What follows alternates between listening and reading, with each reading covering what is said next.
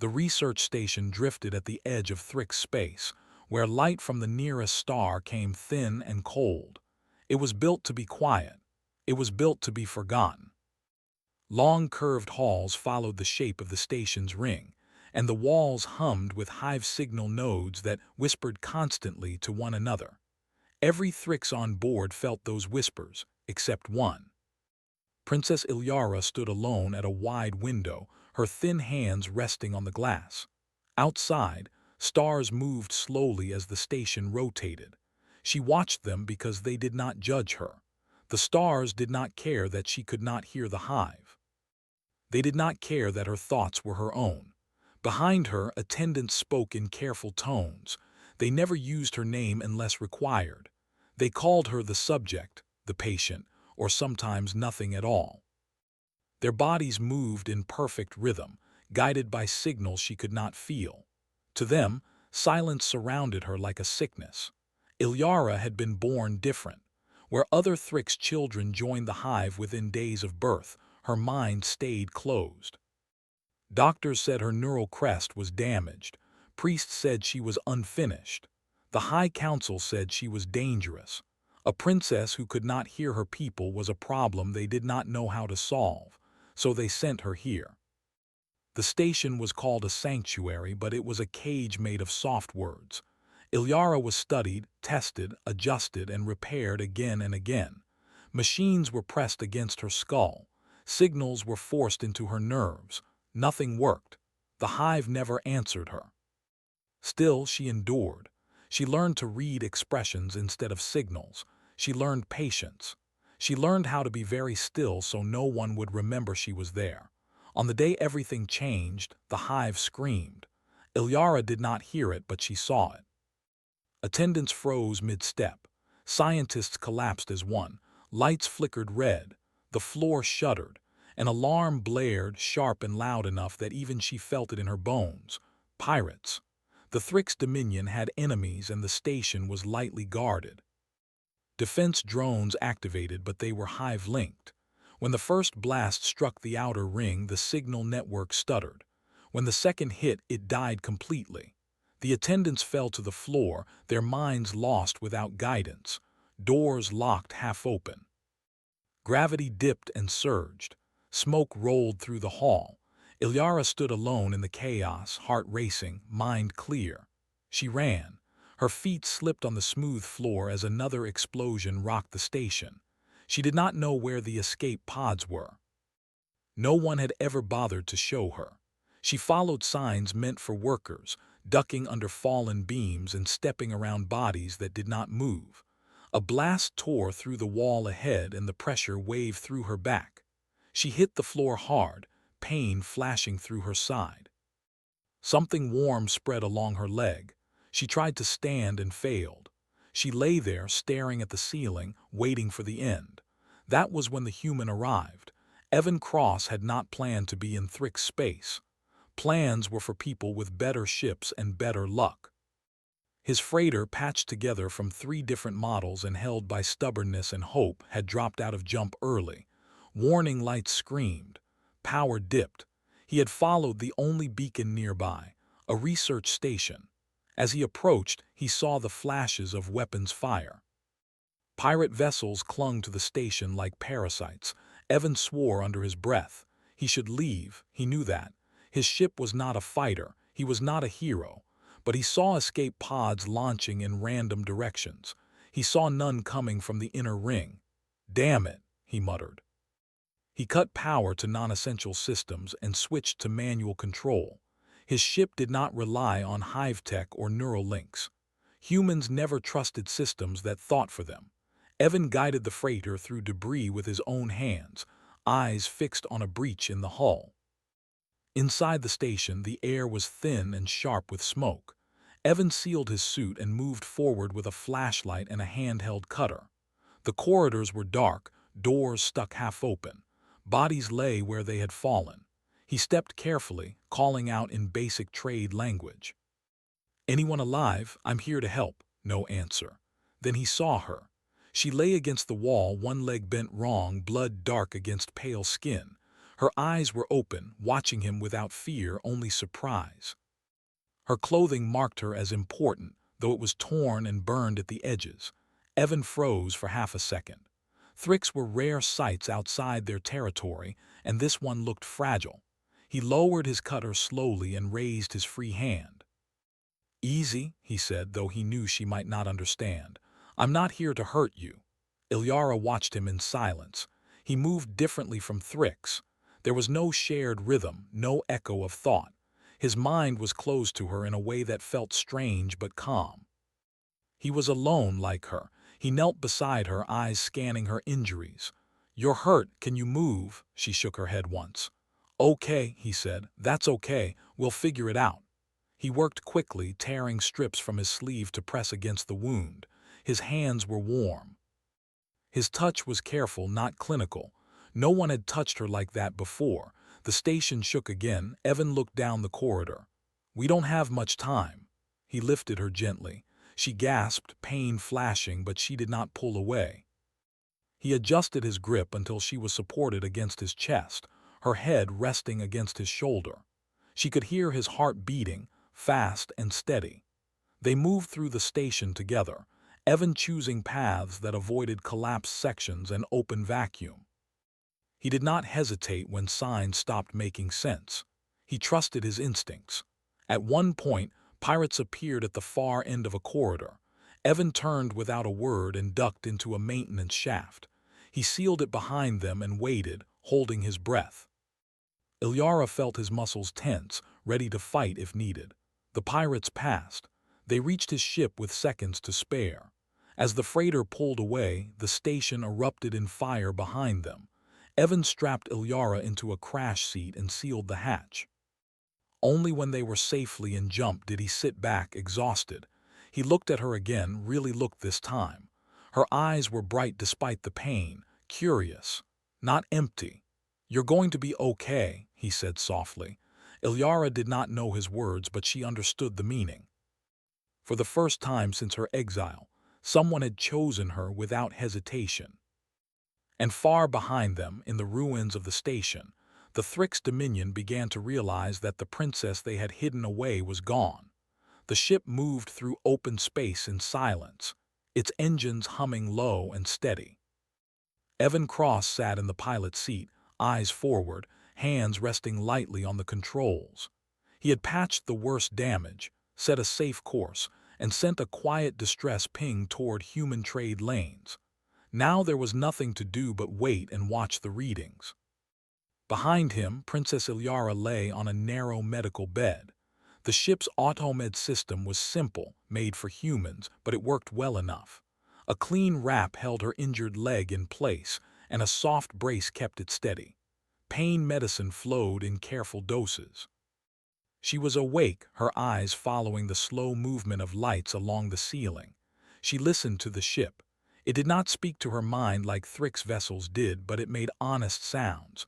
A low vibration through the floor, a faint click from cooling metal. It felt real. It felt safe. Evan stood and walked back to her. He moved slower now, the rush gone from his body. He checked the readouts and nodded to himself. "You're stable," he said gently. "That's good." She did not understand the words, but she understood the tone. She raised one hand slightly, a careful gesture. Evan paused, then leaned closer. "You want something?" he asked. She pointed weakly at herself, then toward him, then made a small questioning motion. Evan frowned, thinking. "You want to know who I am?" She blinked once. "Yes." "I'm Evan," he said, tapping his chest. "Evan Cross, human." He waited, then pointed to her. "Ilyara," she said softly. Her voice was thin but clear. "Ilyara," Evan repeated, careful with the sound. He smiled. "That's a good name."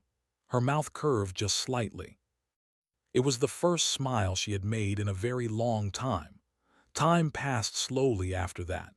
Evan brought her water and nutrient packs, adjusting the taste until she could drink without discomfort. He spoke often, even though he knew she could not understand everything.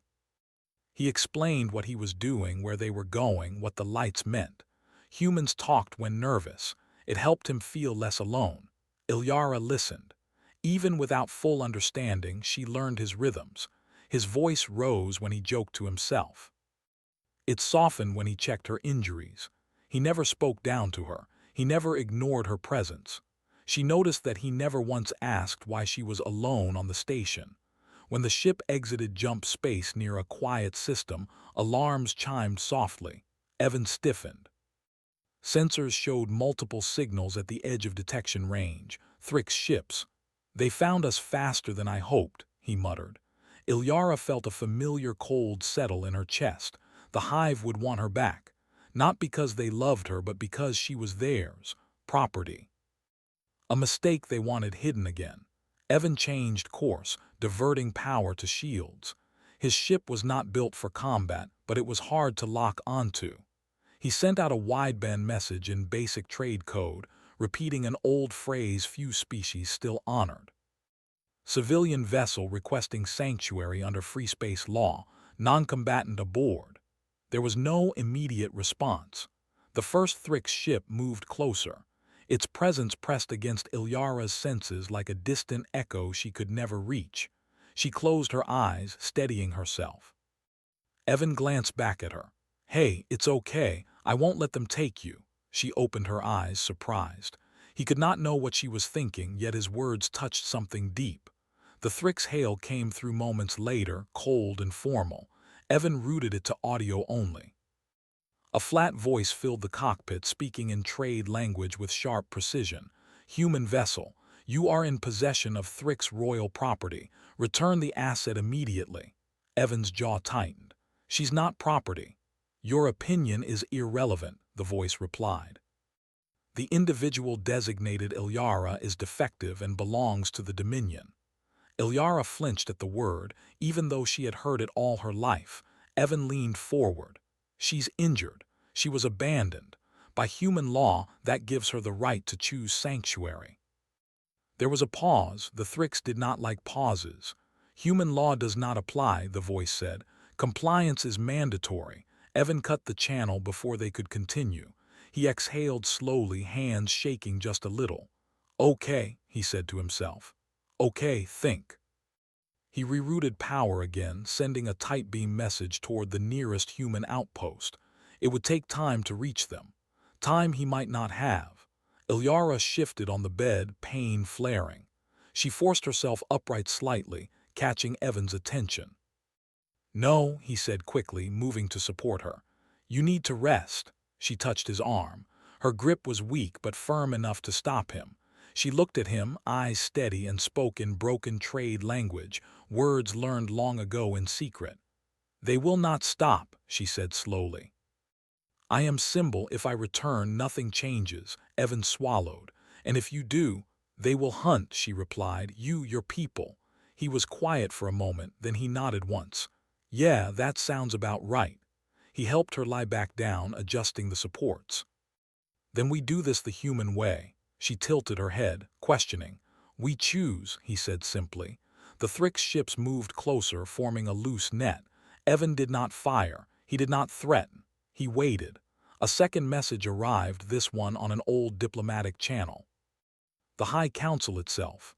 "Human Evan Cross," the voice said, layered and heavy. "You interfere in matters beyond your understanding." Evan straightened. "I understand enough. You left her to die. She was placed in care." "You call that care?" Evan snapped. "No guards. No evacuation. No rescue teams." Silence followed. That silence told him everything. Ilyara felt something strange then, not fear, not hope, recognition. Evan was standing alone against a power that had ruled her entire life, and he was doing it without anger, only certainty. The High Council spoke again. "Return her and you will be permitted to leave." Evan looked back at Ilyara. Their eyes met. He turned forward. "No." The word echoed in the small cockpit. The Thrick's ships powered weapons. Before they could fire, a new signal appeared on sensors. Then another. Then 5 more. Human ships, old cargo haulers, patrol craft, even a medical frigate. They formed a loose line between Evan's freighter and the Thrick's fleet. A human voice came through the channel, calm and steady. "This is Captain Reyes of the Free Belt Patrol. We received a sanctuary request. We are here to witness."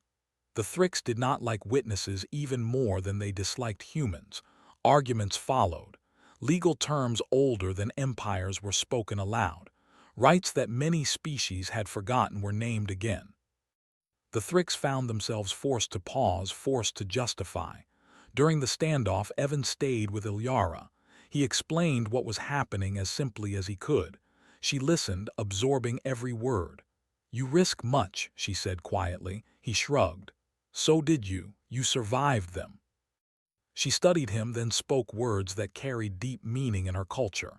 In Thrix ways, a bond is formed when two choose to share burden, not flesh.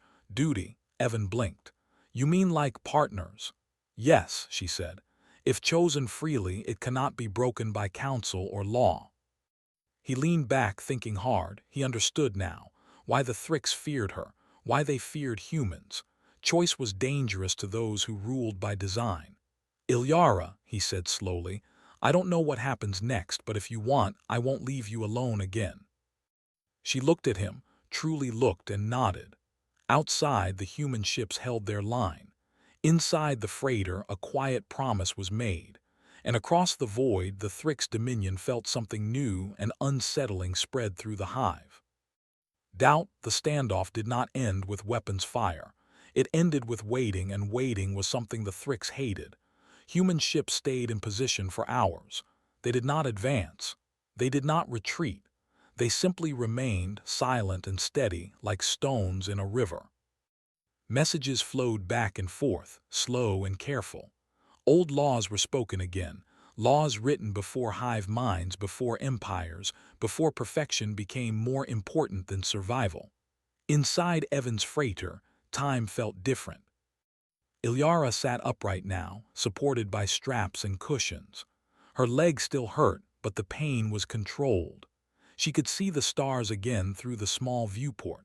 They looked closer here, brighter, as if the universe itself was watching. Evan moved between the cockpit and the medical area, checking systems, answering calls, always returning to her side.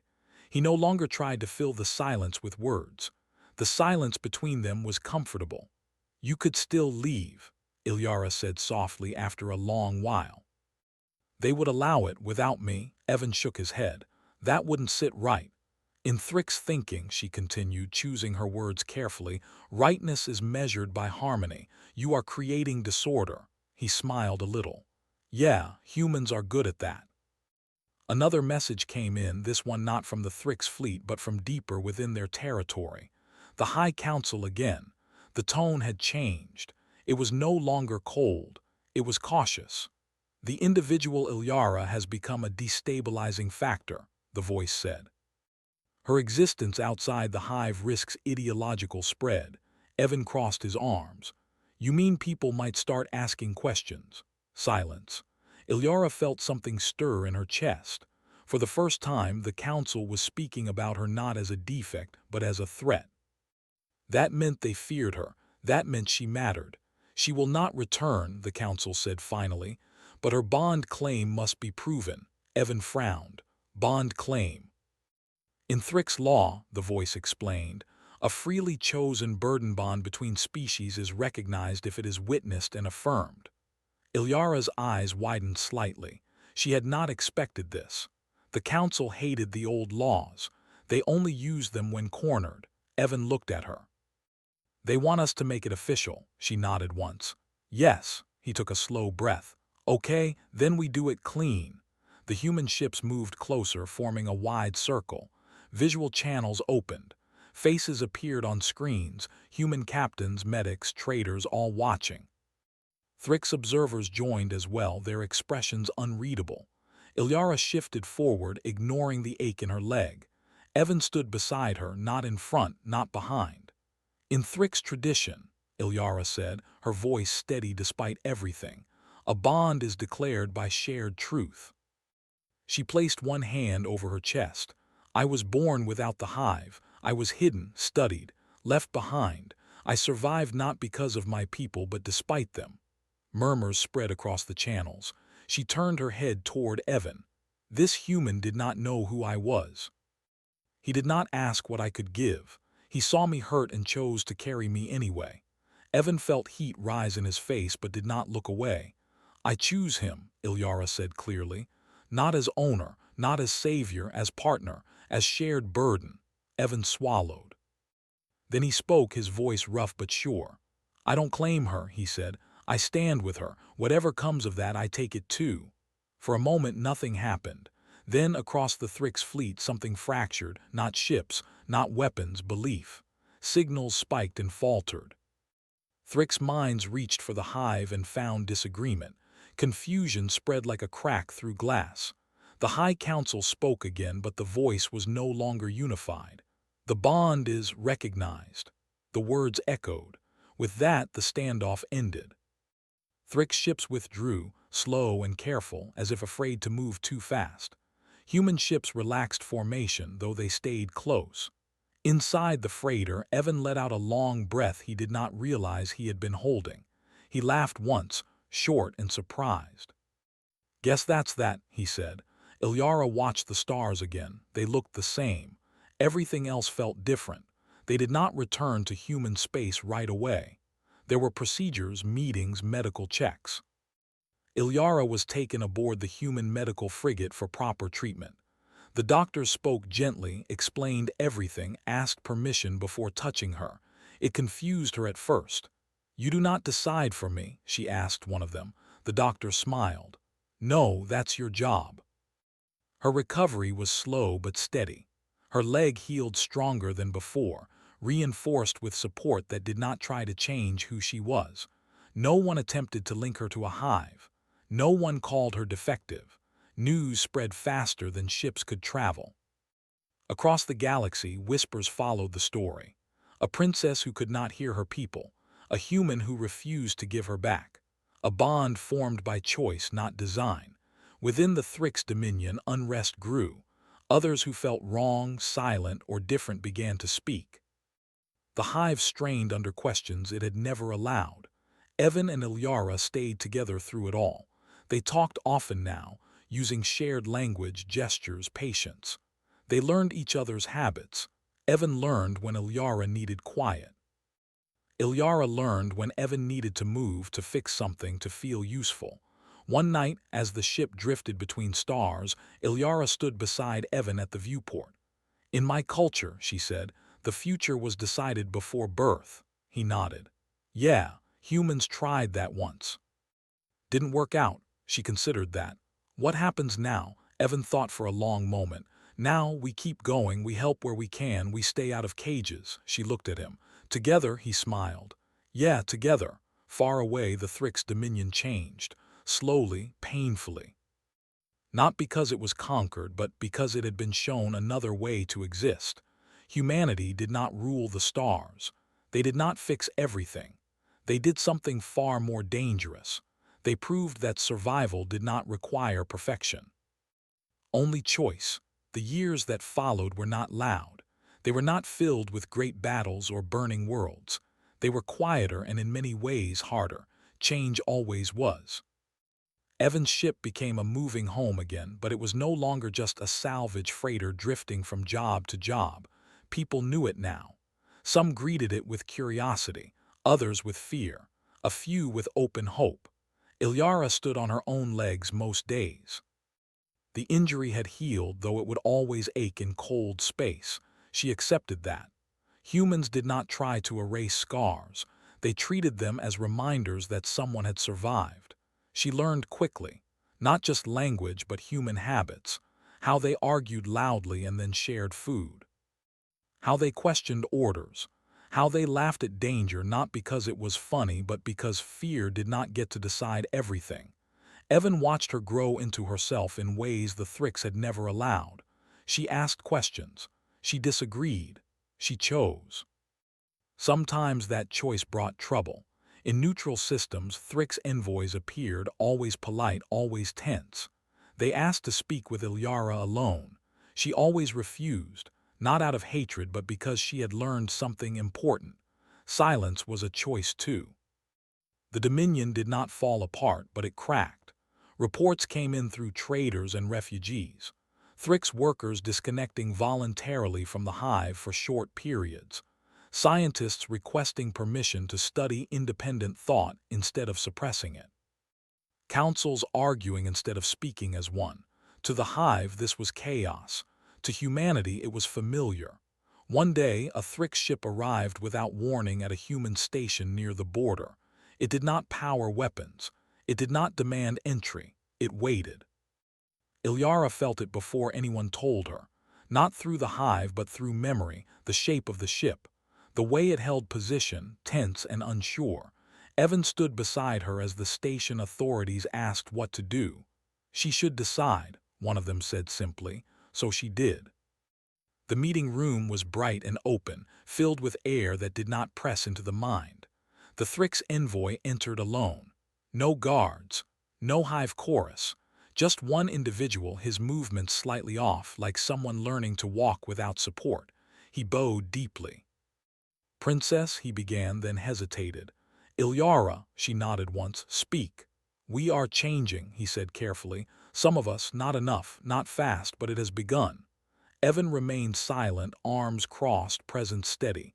"The council fears you," the envoy continued. "But others see you as proof that survival can take another shape." Ilyara studied him. She could sense strain in his posture, the effort it took to stand alone. "You were not sent to take me back," she said. "No," he replied. "I volunteered to ask something else." He paused, then said the words that would have been unthinkable years ago. "Will you speak to us?" The room was very quiet.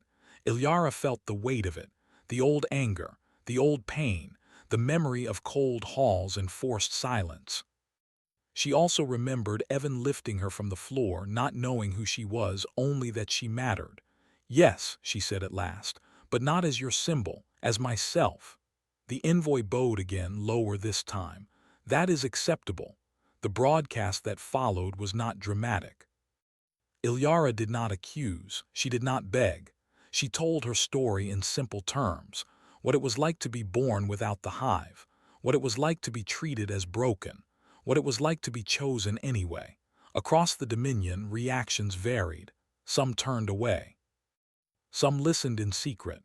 Some felt something loosen inside them for the first time. Evan watched from the edge of the room, heart heavy and proud all at once. After that, others came. Not just Thrix, species who had hidden their weak, who had edited their children, who had decided survival meant sameness. They asked humans why they tolerated so much difference. The humans never gave the same answer. Some said freedom, some said stubbornness, some said they had no other choice. Evan's answer was simpler, because we're all we've got. Years later, when the first mixed species outpost opened beyond Dominion space, Ilyara stood at the platform and watched ships arrive. Thrix vessels flew beside human freighters. Designs clashed. Systems disagreed. Nothing moved in perfect harmony. And it worked. She felt Evan's presence beside her, steady as always. "Do you regret it?" he asked quietly. "Leaving everything you knew," she thought about the hive she never had, about the life that was planned for her without her consent. "No," she said. "I did not leave everything, I found it." Evan smiled. In the wider galaxy, humanity gained a strange reputation.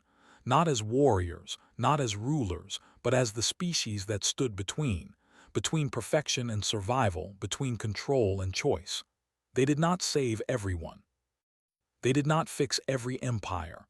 But wherever humans went, the idea followed, that no mind was useless, that no life was spare, that being different was not a failure of design, it was a beginning. And in the quiet space between stars, a former princess and a human captain continued forward together, not because the galaxy demanded it, but because they chose to. The outpost grew slowly, piece by piece, choice by choice. It did not rise from the void as a perfect structure. It was uneven, sometimes messy, sometimes loud. Humans called it a success. Others called it a risk. Ilyara called it alive. She walked the main corridor each morning, leaning slightly on a slim support when the ache in her leg returned. The metal floor was warm under her feet, a mix of human plating and Thrix design that no single engineer would have approved.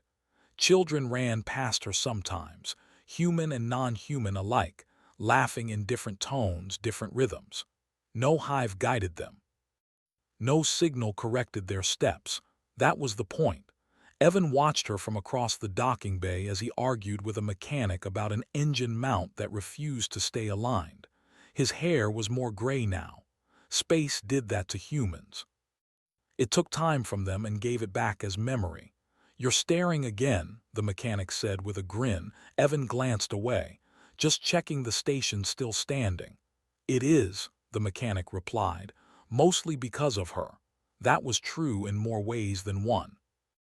Ilyara had become something new in the galaxy, not a ruler, not a symbol she did not choose. She was a reference point.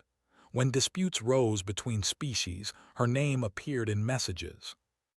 When someone argued that difference was dangerous, someone else mentioned the princess who lived without a hive and did not break the stars. She never asked for that role. She accepted it because refusing would not make it disappear. One cycle, a ship arrived without warning. It was Thrix in design, but its signal pattern was wrong, uneven, individual. The station went quiet. Evan felt it immediately. Old tension returned, sharp and unwelcome. He moved to Ilyara's side without speaking. She closed her eyes briefly, steadying herself. "They are not here to take," she said. "They are afraid." The docking clamps engaged. The airlock cycled. 3 Thrix entered the station. They walked awkwardly, their movements not synced. Their minds were still partly linked to the hive, but not fully. The strain showed in their posture, in the way they paused too long between steps. Others gathered at a distance. No one blocked the way. No one reached for weapons. The lead Thrix bowed, slower than tradition required. "We request shelter," he said. "Not asylum, learning." Evan raised an eyebrow. "Learning what?" "How to exist," the Thrix replied honestly. Ilyara studied them. She saw the fear they tried to hide, the pain of separation, the courage it took to step into a place where nothing would guide their thoughts. "You may stay," she said. "But no one here will decide for you." The Thrix hesitated, then nodded. Change did not come easily after that. The new arrivals struggled. Without constant hive guidance, simple decisions became exhausting. What to eat, when to rest, whether to speak. Humans helped where they could, but they did not command. They waited, they explained. They allowed mistakes. Some Thrix left after a few cycles, overwhelmed. Others stayed, growing slowly into themselves. One of them, a young engineer named Sareth, spent long hours with Evan in the engine bays. He asked endless questions about manual controls, about why humans refuse to automate everything. "Because machines don't care if you understand them," Evan said once. "And we think understanding matters." Sareth considered that for a long time. News from the Dominion grew worse before it grew better. Hardliners gained power. They blamed humanity. They blamed Ilyara. They warned that independence would destroy the Thrix species. Fleets mobilized. Borders tightened. The outpost prepared quietly, not for war but for defense. Evacuation plans were updated. Supply lines reinforced. Everyone knew that if the Dominion attacked, the outpost would not survive alone.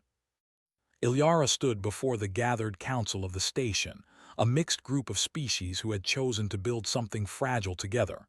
"They may come," she said calmly, "not because we threaten them with weapons, but because we threaten them with possibility." No one argued. Evan spoke next. "If they come, we don't fire first. We don't hunt, we protect, and we endure." It was not a speech meant to inspire. It was a promise meant to last. The Thrix fleet arrived months later. This time they did not speak through councils or envoys. They broadcast a single message across all channels: "Return what was taken." The words were simple, final. The station did not answer. Human ships arrived. Then others, species who had watched from a distance until now. Not because they loved humanity, but because they had seen what choice could build. The standoff formed again, larger than before. Ilyara watched the stars through the viewport, her reflection faint in the glass. Evan stood beside her, silent. I was never taken, she said quietly. I know, he replied. She turned to him. If this ends badly, he cut her off gently. We already chose, that doesn't change. The first shot was not fired by humans. A Thrix destroyer, pushed by fear and rigid command, targeted the outpost's outer ring. The blast struck shields reinforced by human design and alien adaptation. The station shook but held. Then everything changed. From within the Thrix fleet, ships began to break formation. Not fleeing, not attacking, hesitating, signals spiked, conflicted, fragmented. Independent Thrix voices flooded the channels, overlapping, unfiltered. We will not fire. The hive fractured under the strain of too many minds choosing differently at once. The destroyer's weapons powered down. Silence spread across the battlefield. The High Council attempted to regain control, but the signal no longer held authority. Too many had learned what it felt like to think alone. The fleet withdrew, not in defeat but in confusion. No victory cry followed. No cheers, only relief. In the days after, the galaxy reacted slowly, carefully, as if afraid the moment might break if touched too hard. The Thrix dominion did not collapse. It reformed, painfully, with loss, with anger, but also with something new layered beneath the hive: allowance. Allowance for difference. Years passed. The outpost became a city, then a network. Choice spread not like a weapon, but like a question no one could fully answer. Ilyara aged more slowly than Evan. That was biology. They both accepted it. They did not pretend time would be fair. One evening, as the station lights dimmed to a soft glow, Evan and Ilyara sat together near the viewport where it had all begun. "Do you think it was worth it?" Evan asked. She did not answer right away.